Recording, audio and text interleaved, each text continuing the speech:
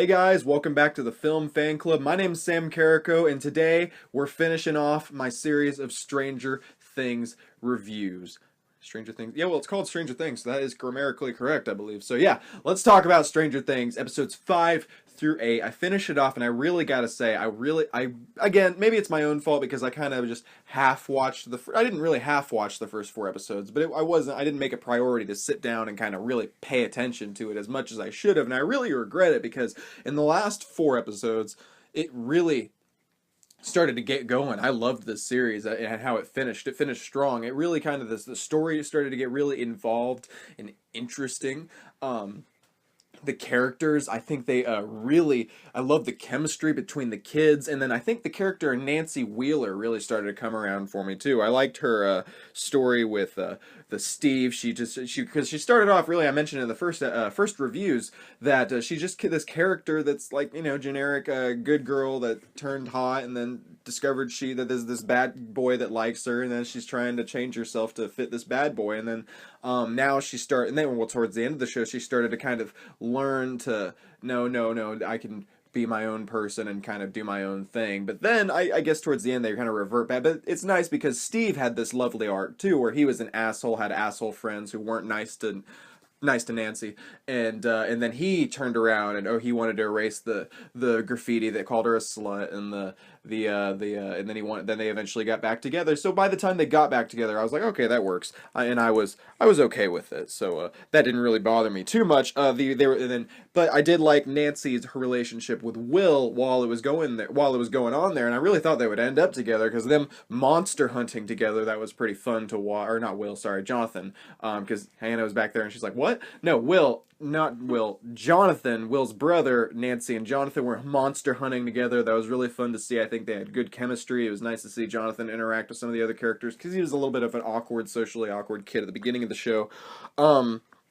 There was some of the kids who I mentioned their chemistry was great, but at times it was nice to see them kind of go through some struggles. They didn't necessarily, some of them, trust Eleven. Eleven lied in some cases, and they didn't, it wasn't all peaches and cream from the get-go, and I appreciated that because it felt, and even weirdly saying in a show that's sci-fi fantasy kind of, that it felt real. It felt like real interaction between people because they don't always get along, but then they eventually did, and went together on the run from the government, and that was pretty cool to see. Brenner and his bad guys chasing them down. That scene with them on the bikes was really fun, being chased down by vans. I don't know how you make a car chase involving children on bicycles interesting, but they did, and that was really fun to get to see. I like the backstory also between Brenner and the bad guys and Eleven, how he forced Eleven really to go make contact with this monster in the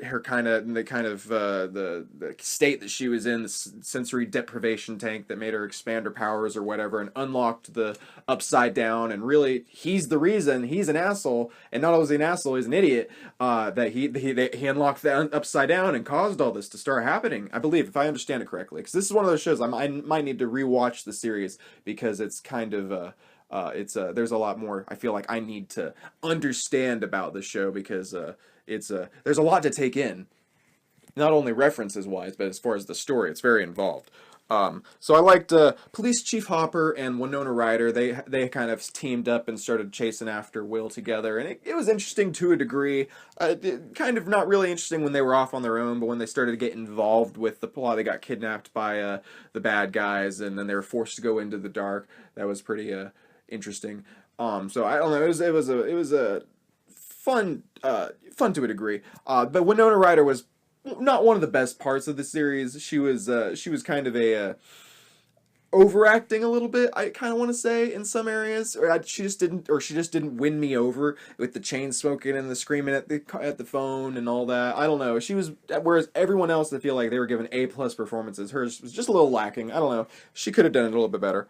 I'm not one to I couldn't act better than her, so what am I don't know. But I'm criticizing it, so Nancy and Jonathan, they were taking on that scene, especially, I foreshadowed a little bit when they were monster hunting, but then especially in that scene where they're fighting the monster at the end with Steve, and they lit it on fire. That was badass. I really thought Steve was going to die in that scene, but he didn't, so that was cool. This show, again, really, whenever I thought they were going to do one thing, they were able to do another thing, and surprised me multiple times, so that was really cool to get to see. What else do I have written down? I'm talking about the final battle here. The final battle was pretty cool. It was a huge shootout. I kept wondering why no one acknowledged that guns don't work against the monster, and they just kept trying to shoot it. I guess that's just a natural human reaction to continue to try and fight it the only way you know how. But and then it was a little bit underwhelming when Brenner got killed, but we don't know. Maybe he's not dead. Who knows? You never know.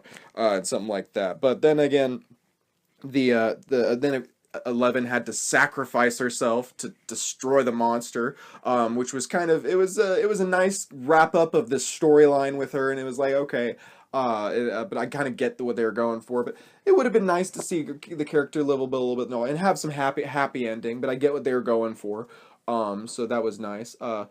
But we don't really know if she's gonna be dead for forever or not, because we see that he's bringing her Eggo waffles at the end, so maybe she's still gonna be. And also, Police Chief Hopper's working with the bad guys now, so I don't know exactly what he traded with them, what information went down exactly with to get them out of that tight spot, but he is now kind of indebted to them somehow. I don't know. It's kind of interesting. So there's a lot of cliffhangers to see what goes on in season 2, and I guess I need to go rewatch season 1 because I was looking at Hannah shake her head at me a couple times and I was explaining what I think happened. So maybe there's a couple gaps in what I think happened, so I need to check it out again. But this show has been very good. It's kept my interest. It really picked, I think it's, as the season goes on, it's one of those few examples where each episode gets better, I think, and by the end you're wanting more. So for Stranger Things, I think you guys should check it out. Well, I mean, this is a spoiler review, so I'm sure you guys have checked it out. So what did you think of Stranger Things, though? Let me know in the comments section below.